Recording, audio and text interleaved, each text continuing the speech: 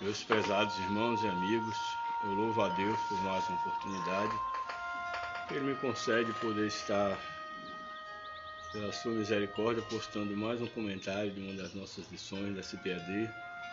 Hoje nós temos a lição de número 9, de 28 de agosto de 2022. Novamente estou postando um comentário atrasado, pois desde a semana passada, e há quase 15 dias de fato, eu tenho acometido por uma enfermidade e eu pensei que era apenas uma gripe, mas acabou se agravando e eu estou em tratamento. Ainda estou aqui em isolamento, mas graças a Deus, Deus tem recuperado a minha saúde. Ainda estou com bastante tosse, mas aos poucos estou me recuperando para a glória de Deus. Hoje irei postar um comentário, não sei se com o tamanho, o tempo que gastarei, pois na verdade não estou em condição de estar falando.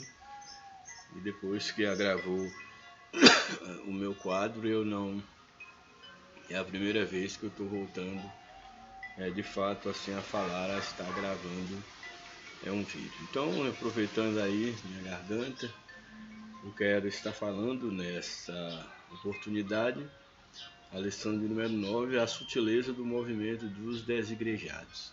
Sabemos que a realidade dos desigrejados, ou seja, aqueles sem igreja, é um movimento que tem crescido, não só no Brasil, mas mundo afora, e é uma realidade que estamos convivendo no meio cristão, e ao mesmo tempo é algo que deve nos preocupar, porque sabemos que a igreja, no sentido espiritual, ela é composta por todos os crentes em toda parte da terra. Ela é uma igreja invisível, é o corpo místico de Cristo. Enquanto é organismo, ela está bem além do lado visível. Mas essa igreja que é organismo, ela também forma uma organização, porque não há organismo que não seja organizado. E como a igreja é composta de pessoas de carne e osso, essas pessoas fazem parte de vários grupos sociais, e por que não ter também o seu grupo de identificação social, que no caso é o seu aspecto visível, a igreja visível, a igreja localizada. Portanto, é preocupante a situação em que nos encontramos, uma vez que muitos já pregam a não necessidade de estar congregando, de ter uma liderança, de ter um código de doutrinas, de estar de uma certa forma debaixo de alguma autoridade. Nós sabemos que mesmo tendo consciência que a igreja primitiva ela não ficava delimitada à questão de um templo, de uma nomenclatura, mas naquela igreja havia sim liderança, havia hierarquia, havia princípios, códigos a serem observados. Então é necessário que a gente tenha cuidado. É claro, não podemos ser ignorantes a ponto de pensar que a igreja de Cristo necessariamente ela dependa do templo, da organização humana para existir. A igreja somos nós, ela tanto existe num templo quanto fora de um templo. Ela pode se reunir nas casas, debaixo de árvore, num bosque, em cavernas, tudo a depender das circunstâncias e da realidade objetiva de cada comunidade e em cada tempo histórico. Mas hoje nós vivemos num tempo de desenvolvimento quanto à questão econômica, a questão da construção e crescimento das cidades, e assim como nós temos casas e lugares para funcionar vários tipos de reuniões, vários tipos de movimentos sociais, porque não temos um lugar para congregarmos como uma sociedade cristã. Então são algumas observações que a gente deve analisar ao tratar do tema aí, o movimento dos desigrejados, e eu quero procurar ser sensato ao tratar do tema, que nós sabemos que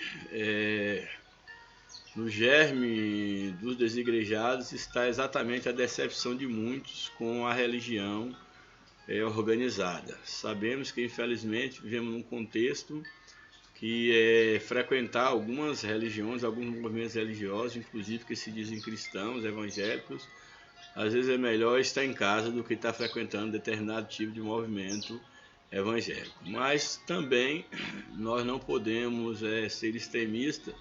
O estudo extremo é perigoso porque existe ainda alguns lugares, aqueles que ainda não se dobraram ao mercado, não se dobraram aos interesses humanos e que ainda são sinceros, buscam a Cristo com sinceridade.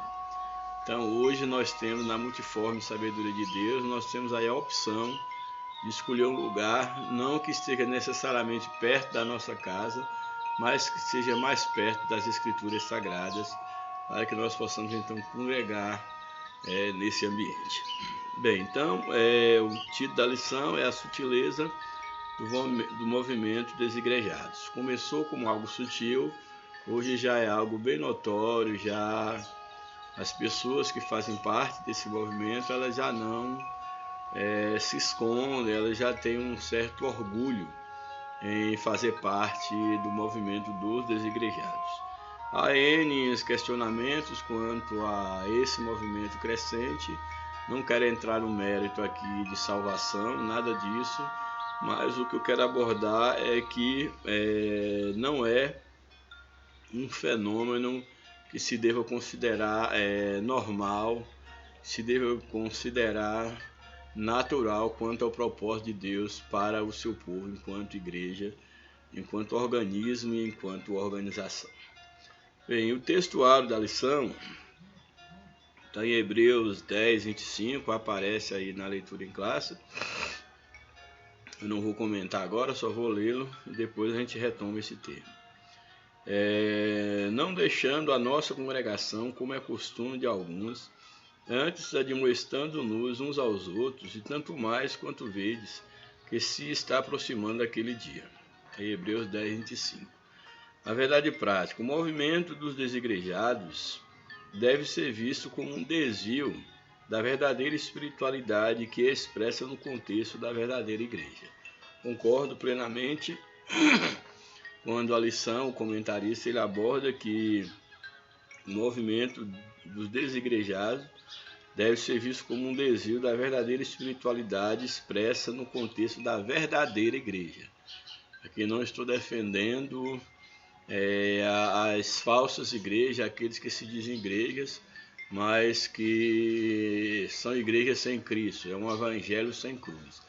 Mas no sentido da verdadeira igreja, que ela sempre existiu, sempre existirá, existem aqueles que são fiéis, que são sinceros.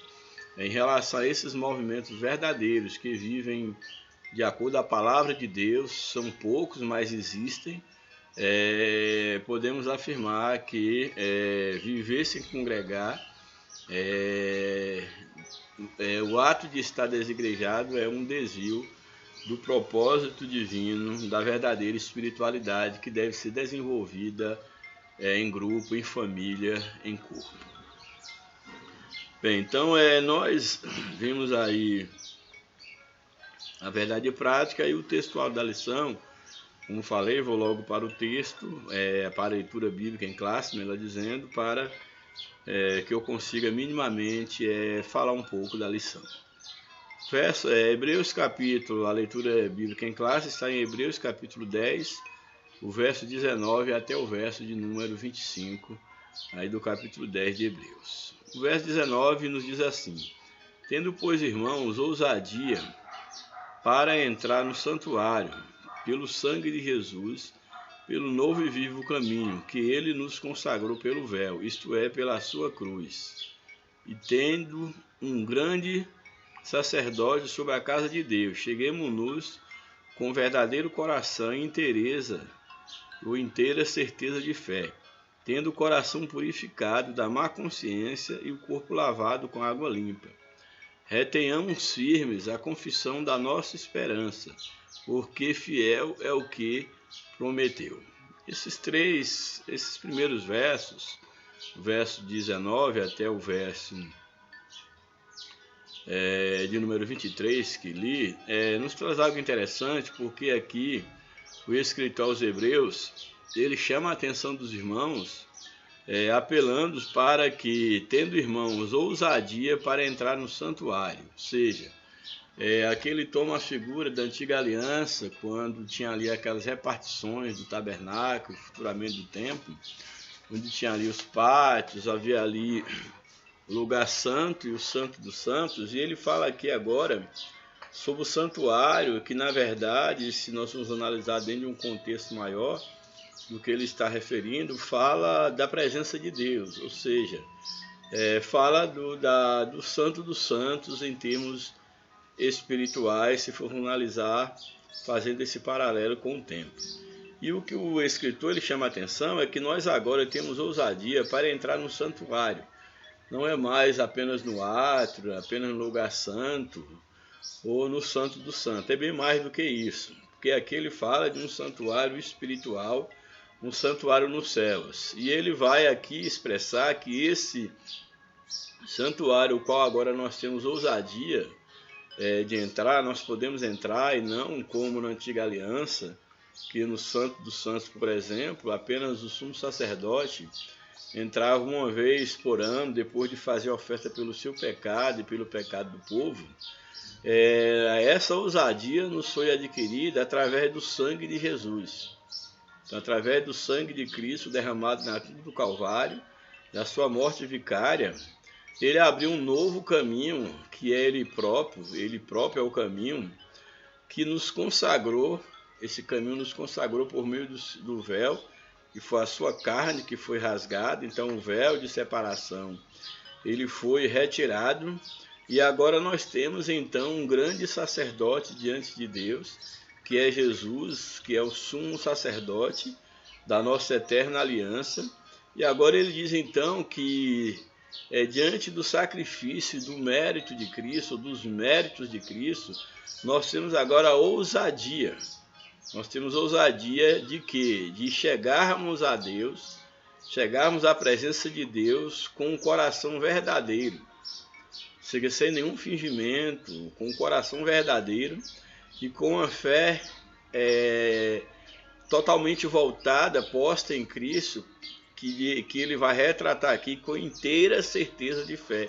Sem nenhuma dúvida, nós temos ousadia, com o nosso coração puro, verdadeiro, de entrar com essa inteira certeza de fé, porque o nosso coração foi purificado de todo pecado, de toda má consciência, e o nosso corpo foi lavado pela palavra de Deus, que é a água limpa aqui retratada. Então, tendo agora essa condição, e sendo agora colocado nessa posição, aí no verso 23 ele diz, retenhamos firme a confissão da nossa esperança. Qual é a nossa esperança? A nossa esperança é a vinda de Cristo, a nossa esperança é a salvação em Cristo Jesus. Então agora nós podemos reter firme a nossa esperança, porque fiel é o que nos prometeu. Quem nos prometeu que nós haveríamos de estar onde ele estivesse? Jesus. Portanto, nossa esperança é a sua vinda, nossa esperança ela não morre, ela é o próprio Jesus. E consideremos-nos uns aos outros para nos estimularmos no amor e as boas obras. Ou seja, devemos viver em unidade, considerando um ao outro, não achando nenhum superior ao outro, mas que nós possamos estar estimulando uns aos outros a prática de boas obras, não boas obras para serem salvos, mas porque nós somos salvos. E aí na sequência do verso, e não deixando a nossa congregação, como é costume de alguns, antes admoestando-nos uns aos outros, e tanto mais quando vedes que vai se aproximando aquele dia. É importante porque aqui o texto ele nos exorta a não deixarmos a nossa congregação, como é costume de alguns deixarem a sua congregação, e que nós estejamos atentos, porque aquele dia está se aproximando. Aquele dia fala exatamente sobre o arrebatamento da igreja. O arrebatamento da igreja está se aproximando, e por isso cada dia mais nós devemos viver em comunhão, viver em unidade, está congregando. Agora chama a atenção de vocês que a ideia de não deixar a nossa congregação, ela vai bem além das meras quatro paredes, porque as pessoas podem estar frequentando o salão ali do templo, o templo onde a igreja se reúne, mas não necessariamente está congregada em Cristo. Então a chamada mais urgente e mais importante, em primeiro momento, é o ato de congregar em Cristo, de congregar no corpo espiritual de Cristo. E uma vez pertencentes ao corpo espiritual de Cristo, nós temos a necessidade de estar na companhia um dos outros fisicamente, para admoestarmos uns aos outros, ensinarmos uns aos outros, nos estimularmos a uma caminhada de fé. Então aqui é bom que se faça essa observação, que quando a Bíblia fala do ato de deixar de congregar, isso vai bem além do que está meramente no salão de culto. É claro que aqui não há momento algum, não se deve fazer aquela leitura desprezando o ambiente de culto, desprezando aquela casa consagrada ao Senhor, porque o próprio salmista, o próprio Jesus, ele mostrou zelo pelo templo, falando da casa de Deus como uma casa de oração, que não deveria ser profanada, tornando-a um covil de ladrões. Então, é bíblico o ato de congregar, é bíblico, desde que você tenha condição, que você tenha um lugar para congregar, isso é bíblico e necessário. Porém, nós não podemos, é claro, colocar o local de templo, o local de congregar, acima do estar congregando em Cristo, acima do congregar em termos espirituais. Mas um não deve afastar o outro. Aqueles que já congregam em Cristo devem procurar mutuamente se congregar, estarem debaixo de um mesmo teto, ajudando um ao outro, compartilhando a fé que uma vez foi dada aos santos. É o que nós temos à luz de um contexto maior da Bíblia. Bem, o comentário da lição, como falei, eu não tenho condição de prolongar por muito tempo, mas a introdução da lição aí no comentário nos diz: nas últimas décadas, os desigrejados, ou os também conhecidos como os sem igreja, é interessante essa expressão aqui, sem igreja, aqui entre aspas, porque faz assim um breve paralelo com aqueles chamados sem tetos, que não tem um lar para morar, uma casa para abrigar, e aqui os sem igrejas. E quando fala aqui a ideia dos sem igreja, no sentido local, e não porque não tenham uma igreja, porque eles não se sentem mais com a necessidade, ou por N motivos, decepção, de estar congregando num local físico. E até mesmo essas pessoas se tornam tão radicais que todo lugar para elas está ruim. E na verdade, qualquer lugar onde chega o ser humano, aí se torna difícil a convivência. Daí o desafio de viver em comunidade, de viver em amor. Então não procure um lugar perfeito, porque se porventura você achar, quando você chegar lá, você irá estragar este lugar, porque você é imperfeito, porque nós somos imperfeitos. Bem, então, nas últimas décadas, os desigrejados, ou também os conhecidos como os sem igreja, cresceram em escala exponencial. São pessoas que dizem ser cristãs, mas não estão filiadas a igreja nenhuma. Paradoxalmente, esse grupo religioso, que diz não possuir hierarquia religiosa, código doutrinário, nem tampouco nenhuma estrutura arquitetônica onde possa se reunir, diz ser o legítimo modelo da igreja do Novo Testamento. Nesse aspecto, acredita produzir ou reproduzir os cristãos primitivos.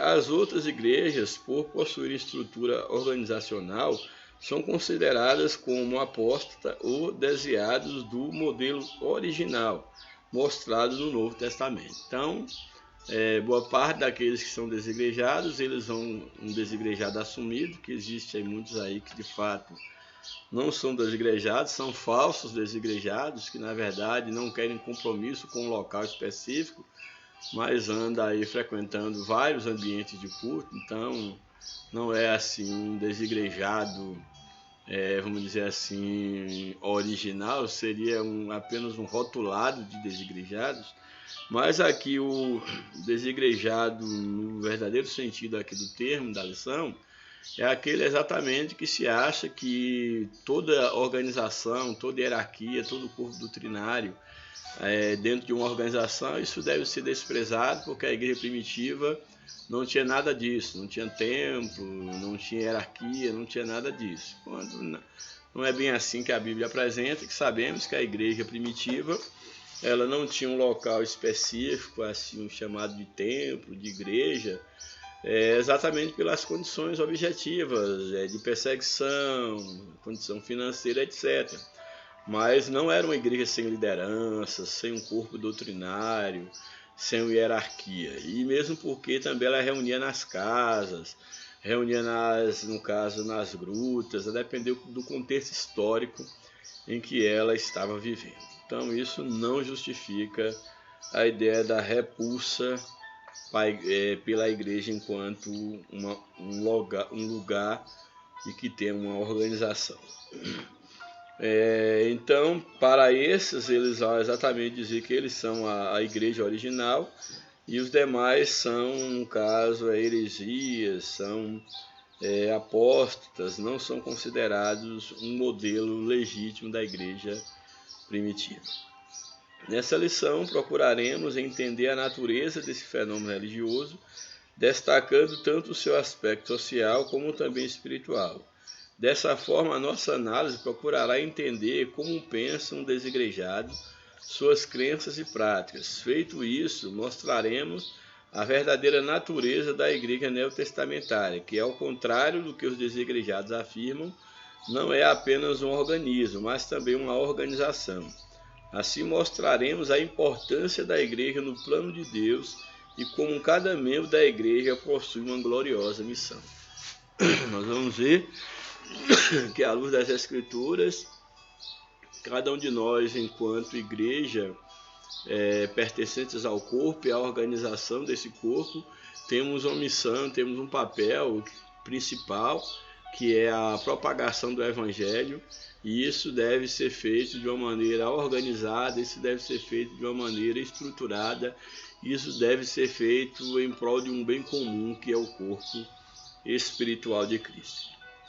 O primeiro tópico da lição temos como título Visão e Prática dos Movimentos dos Desigrejados. Primeiro subtópico, um ensino anti-institucional, ou seja, eles pregam contra a necessidade da instituição, daí o anti-institucional. Os desigrejados são contra toda forma de organização e institucionalização da igreja, que, segundo o comentarista, alegam que na igreja primitiva não havia instituição alguma. Dizem que a institucionalização da igreja só começou com Constantino, imperador romano, que assumiu as rédeas da igreja e converteu numa organização. Assim, a igreja passou a ter um clero, um código doutrinário, um credo que passou a regulamentá-la. Para eles, nada de regras, sermões e muito menos organização institucional. Dessa forma, alegam que toda forma de estrutura arquitetônica, como templos, são inovações desse cristianismo apóstata. Na visão dos desigrejados, a igreja não necessita de estrutura formal alguma. Ela pode, por exemplo, ser encontrada em uma lanchonete, em um café da esquina. Quando dois desigrejados se encontram, é evidente que a igreja existe fora de uma estrutura física e arquitetônica. Contudo, a não utilização de templos por parte dos cristãos primitivos se deu por razões contextuais, histórica, social, etc. Estavam debaixo da perseguição e não tinham morada certa, além do fato de serem extremamente carentes. Naquele contexto, a igreja nos lares era perfeitamente justificada.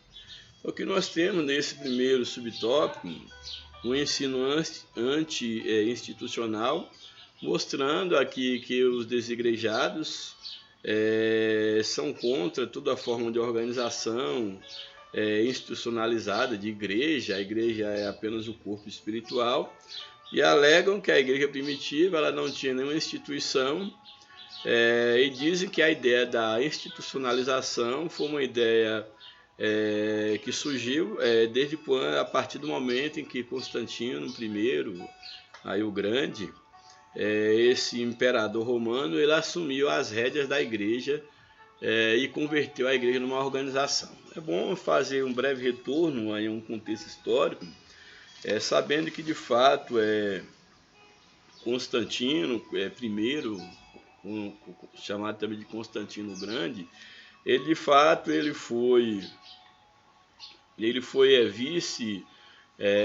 vice-imperador, um vice-imperador do Ocidente, depois da divisão do Oriente, do Império Romano, Oriente e Ocidente.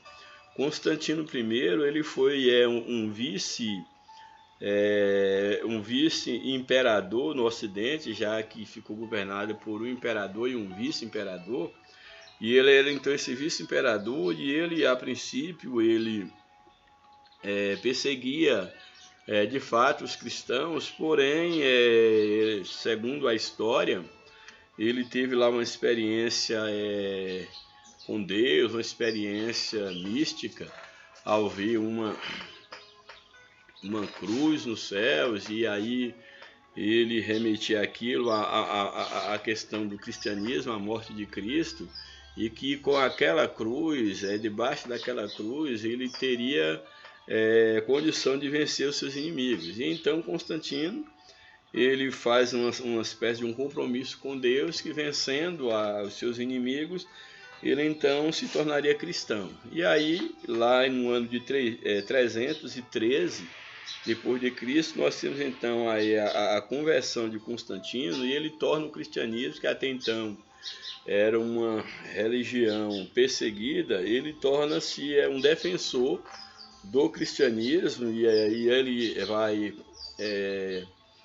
editar o decretário, um ídito, que é o conhecido ídito de Milão, no qual ele decreta ali, dava liberdade à igreja cristã para poder se expressar de uma forma livre, expressar sua religiosidade em todo o império, sem que sofresse nenhuma perseguição. Então, com Constantino, a gente percebe que começa essa abertura e essa valorização, tornando o cristianismo uma religião agora não mais discriminada, mas de uma certa forma defendida e até almejada por aqueles, o que deveria ser almejada por aqueles que fizessem parte ali, no caso do Império Romano, a princípio o Império aqui ocidental. E lá por volta de 380, com o Teodósio, Flávio Teodósio, ele acaba oficializando então o cristianismo, que é através do Édito de Tessalônica, em 380, já um pouco mais à frente, tornando o cristianismo a única religião oficial e obrigatória do Império.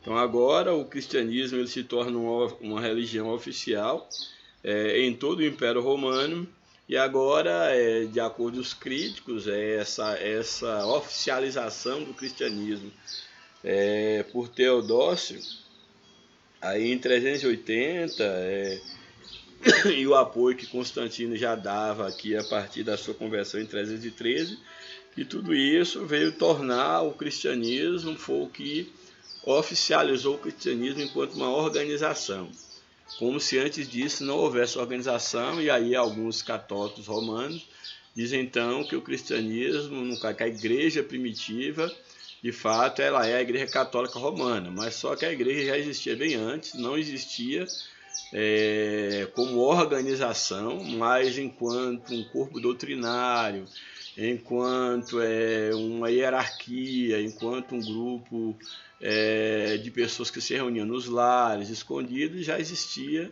desde o século I, assim que Cristo foi assunto aos céus, ou desde quando Cristo ele já havia fundado a sua igreja, chamado os seus seguidores, e daí para frente a igreja ela nunca parou. Então aqui os episódios aí do século, já do século IV, aí de 313, com a conversão de Constantino, 380, com a oficialização do cristianismo enquanto religião oficial do Império Romano, isso não quer dizer que a igreja surgiu ali.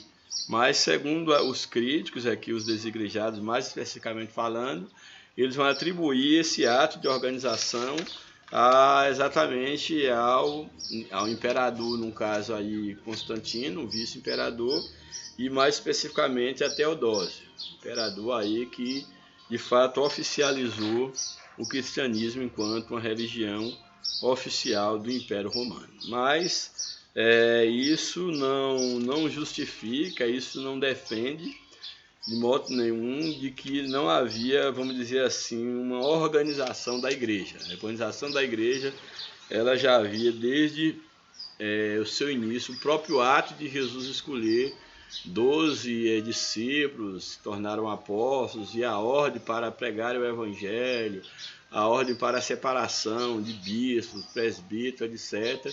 Isso já mostra exatamente a organização da igreja, mesmo tendo seu aspecto espiritual e não apenas limitado. Então aqui para os críticos, aqui os desigrejados, eles vão mostrar que qualquer sistema de governo da igreja, com a organização como um presbítero, diácono, bispo, pastores, etc., foi algo, no caso, advindo dessa romanização da igreja, podemos dizer assim, mas que isso não justifica que a igreja primitiva não era desse jeito, pois na verdade aqui o que deixa entender é que os desigrejados eles não gostam. Segundo o comentarista, é bem interessante o que ele coloca assim: acredita-se que na igreja primitiva não havia organização nenhuma e muito menos qualquer estrutura clerical. Na verdade, os desigrejados não gostam de estar debaixo de liderança alguma, da mesma forma que são contra o institucionalismo e toda forma de estrutura arquitetônica para a igreja, não aceitam que alguém esteja na posição de autoridade sobre eles. Acreditam que, agindo assim, estão vivendo de acordo com o modelo da igreja primitiva, o que de fato não corresponde a uma realidade. E fazendo a observação que falei no início, tem muito cuidado com os também falsos desigrejados, que eles, por não quererem compromisso com nenhuma liderança, com nenhum corpo de doutrina, eles andam apenas visitando igrejas e, na verdade, são desigrejados rotulados e não desigrejados dentro do conceito daquele que é averso a uma organização, seja por qual for o motivo. Geralmente é a decepção. O tópico 2 da lição, a natureza da igreja neotestamentária. Primeiro subtópico, um organismo. Sobre a natureza da igreja neotestamentária, ou seja, do Novo Testamento, devemos observar primeiramente que ela é um organismo vivo.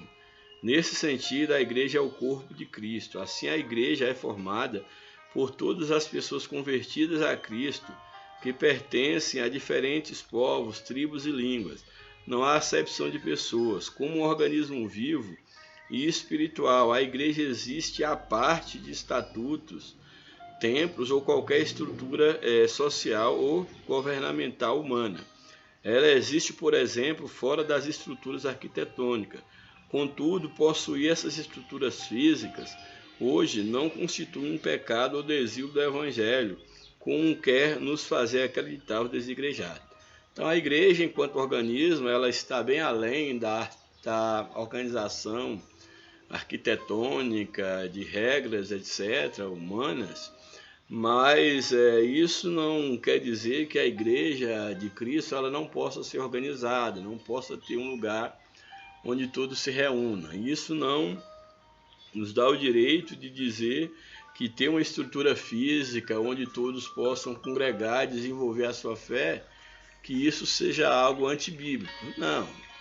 Se alguém tem condição de ter um lugar para congregar e confortável, se possível, ou não, isso em nada vai diminuir a questão da validade da igreja.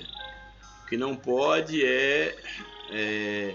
limitar a presença de Deus a um templo ou fazer templos tão luxuosos a ponto de que a presença de Deus ela não seja mais importante no meio da igreja, como infelizmente é uma realidade de muitos lugares, onde ficaram tão luxuosos que não tem espaço nem sequer mais para Jesus. Imagina para humilde, para uma alma sedenta do Evangelho. Bem, então nós temos aqui a repulsa dos sem igreja pelas estruturas arquitetônicas ou por qualquer forma institucional se dá mais por razões de insubmissão do que de zelo pelo Evangelho. Então aqueles que de uma forma cega combatem qualquer tipo de organização, de liderança, é mais por uma questão de rebeldia ou por uma questão de submissão, de querer ficar mais à vontade, ou por uma decepção também, do que necessariamente pelo zelo do Evangelho. Porque, como falei, se todos nós olharmos para nós e percebermos que de fato nós temos defeitos, nós iremos procurar um lugar menos problemático, que esteja mais perto da Bíblia e dar, na medida do possível, dar a nossa contribuição para melhorar o grupo e não sermos individualistas a ponto de preferirmos ficar em casa ao invés de dar a nossa contribuição para a mudança de todos, inclusive a nossa.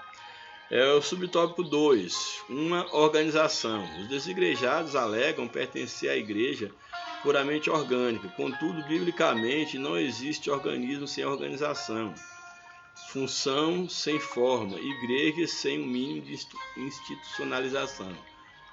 O próprio organismo já da ideia, já implica uma organização, mesmo que é um organismo organizado por Deus, mas não descarta a ideia da organização.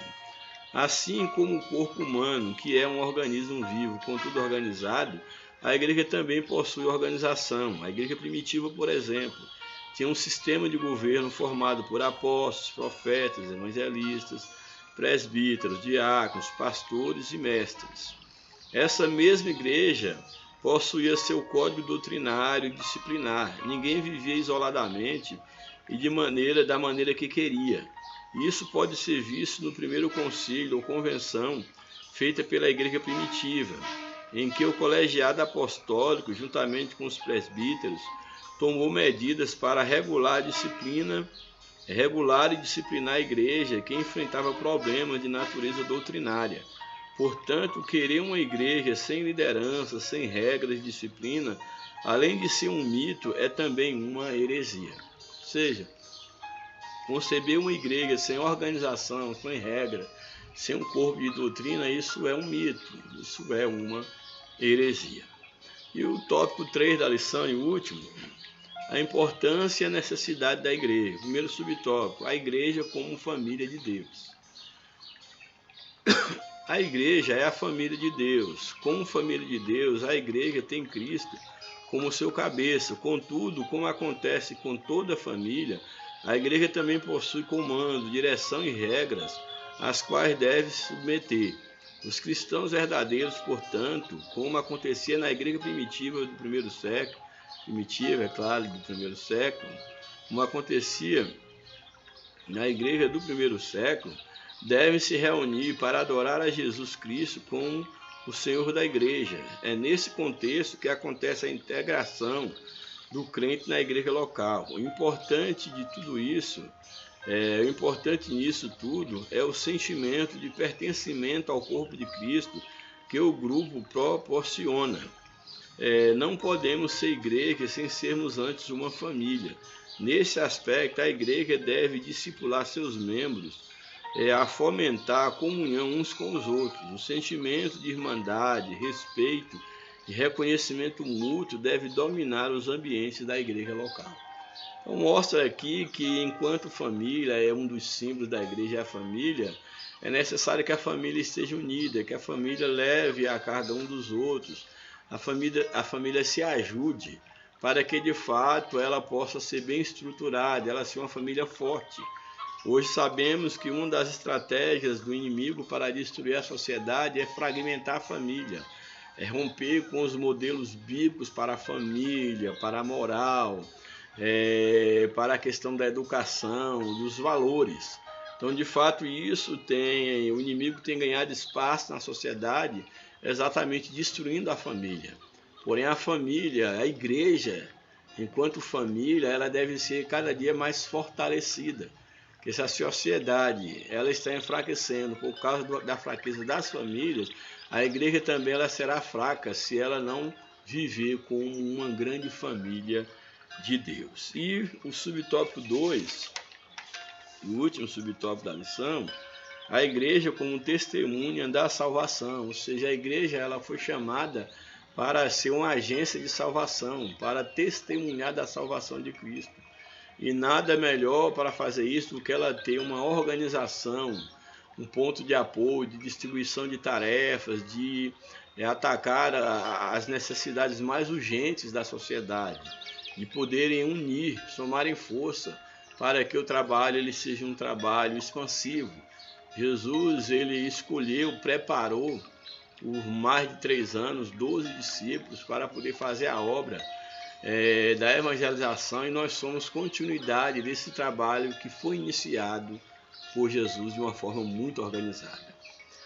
A igreja como testemunho da salvação. Se por um lado o apóstolo Paulo chamou a igreja de família de Deus, por outro esse mesmo apóstolo apresentou com que fim essa família foi criada, para que agora pela igreja, aí Efésios 3:10, para que agora pela igreja a multiforme sabedoria de Deus seja conhecida nos principados e potestades nos céus. Ou seja, para que os céus eles percebam, as forças celestiais elas percebam que há um povo de Deus forte, organizado, cuja missão é levar Deus ao mundo perdido. Deus criou a igreja com o propósito de ser uma família cuja missão é proclamar a sua abundante graça. De fato, o apóstolo Pedro disse que a missão da igreja é proclamar as virtudes daquele que nos chamou das trevas para a sua maravilhosa luz, que esse é o nosso papel, levar aos homens o evangelho transformador, que é o poder de Deus para a salvação de todo aquele que crê. Louvado seja o nome de Jesus. A razão de a igreja existir, além do fato de promover a adoração, companheirismo, integração, está na sua missão de pregar a salvação. A igreja pode existir em um tempo, mas sua missão só se completa fora dele. Aqui o comentarista é feliz aqui nesse encerramento, que onde ele diz que a igreja ela pode existir num tempo, pode e deve ter um tempo se for possível, mas a sua missão ela se cumpre exatamente, sua missão evangelizadora ela deve ser cumprida fora do tempo, uma vez que se traz para o tempo aqueles que foram alcançados, que vão viver em família, serem discipulados, acompanhados, preparados para sair das 4 paredes e fazer cumprir o ID de Jesus. Não há igreja que seja bíblica e exista somente dentro de 4 paredes. Então a igreja verdadeiramente bíblica, ela é em primeiro lugar um organismo organizado, daí a necessidade de uma estrutura de organização, e também que ela, uma vez organizada, uma vez organismo organizado, que ela saia das 4 paredes para que ela seja verdadeiramente uma igreja bíblica. E por fim, a conclusão da lição. Nessa lição vimos como os desigrejados pensam e agem com relação à igreja. Acreditam, se possível, ser igreja fora da igreja. Vimos que alguns equívocos contribuem para isso. Há o mito de que uma verdadeira igreja não possui organização alguma e, consequentemente, não há liderança estabelecida. De acordo com o Novo Testamento, sim, a igreja possui liderança estabelecida e conta com uma estrutura organizacional estabelecida. O objetivo não é honrar e glorificar o homem, mas exaltar o Senhor Jesus Cristo e cumprir a missão para a qual Ele nos chamou. Louvado seja o nome do Senhor. Então, quanto mais a igreja se puder organizar, estruturar enquanto comunidade para fazer a sua missão, melhor ainda. Mas é claro, repito, não estou condicionando salvação ao templo, não estou condicionando a existência da igreja em ter que existir em 4 paredes. Mas se temos condições para isso, isso é louvável, isso pode ser de grande valia para o reino de Deus. Que Deus nos abençoe, continue orando por nós, para que o Senhor restaure a minha saúde por completo e que eu possa em breve estar aqui com mais saúde e até com um tempo maior para poder pesquisar e estar passando a mensagem para vocês. Deus abençoe a cada um. A paz do Senhor, até a próxima oportunidade. Continue orando por nós, em nome de Jesus. Amém. Louvado seja o nome do Senhor, para sempre.